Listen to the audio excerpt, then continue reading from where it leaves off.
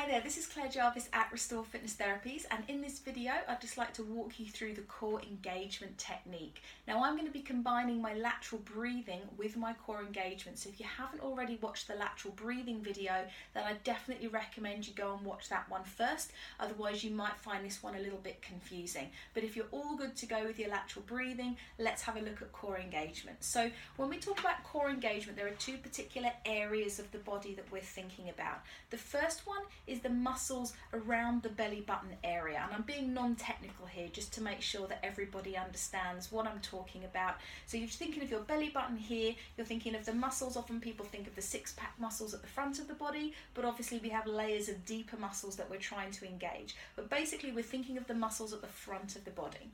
The second area we want to think about is our pelvic floor. Now these are the muscles which form the bottom of your body. You'll use them to control your bladder, to control your bowels, and if you need to sort of control going to the toilet, if you give those muscles a little squeeze, those are the ones you're using. So they run like a big X shape of muscle from your one sort of hip bone to the other, just again to be non-technical, and then they're also going from the pubic bone to the tailbone, so from back to front. So you end up with this big sort of strong X band of muscle that is not only controlling those organs at the bottom part of the body, but actually just providing the base to hold everything else inside us, okay? So when we talk about core engagement, we need to be thinking of these muscles really at the front of our body and also the muscles at the base of our body, okay?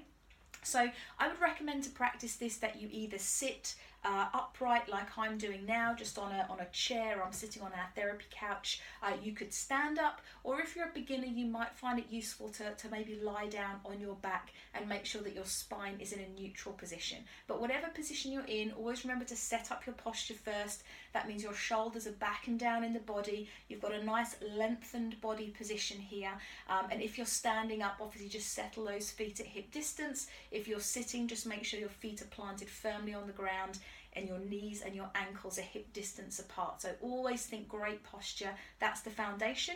You also want your spine to be in a neutral position when you're practicing this, and you want to maintain that neutral position throughout the exercise. So this is really key. If you find that you're moving your spine, you're not actually going to be engaging your core correctly. You want to be in a stable position. So again, whether you're seated, you're standing, or you're lying down on your back, just check that you're in a neutral spine position.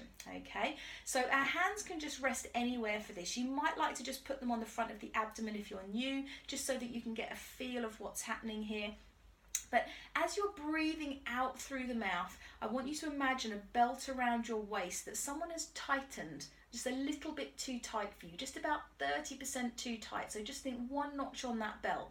So as you breathe out through the mouth, just imagine that belt being just very gently tightened, and it just makes you squeeze the belly button in very gently. And then when you breathe back in through the nose, imagine you've just undone that belt, and you can just relax that area of your body.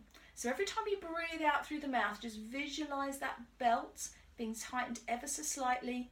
And then when you breathe in, just visualize undoing that belt. And you're just going to lose the tiniest little bit off your waist as you do this. This shouldn't be tight and clenching hard. This is really gentle core engagement here. Okay, so that's the area at the front of the stomach.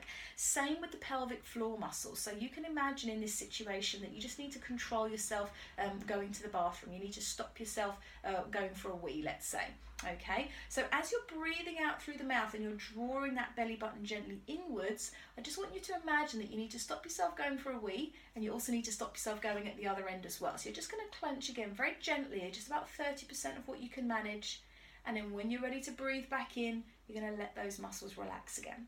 And all we need to do now is do those two things at the same time. So we breathe in through the nose, like we do laterally.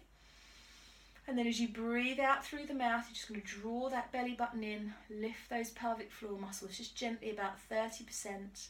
Then when you need to breathe back in through the nose, you're going to start relaxing those core muscles. So every time you're breathing out through the mouth, you're engaging your core, belly button in a little way, pelvic floor up a little way. And then when you want to breathe back in through the nose, you're just relaxing those muscles.